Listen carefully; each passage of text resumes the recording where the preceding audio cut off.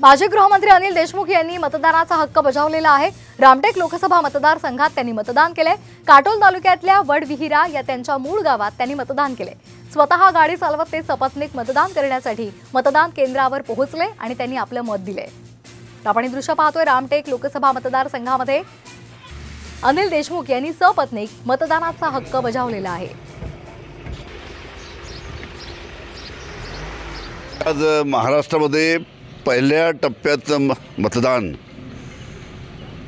5 मतदारसंघामध्ये होत आहे आणि दुसऱ्या टप्प्याचं मतदान 26 तारखेला होणार आहे। म्हणजे संपूर्ण विदर्भाचं मतदान 26 तारखेला होईल।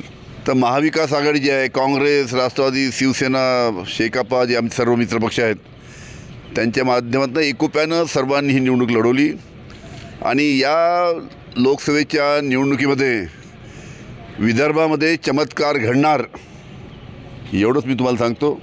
4 जूनची वाट पहा आणि चमत्काराची वाट पहा।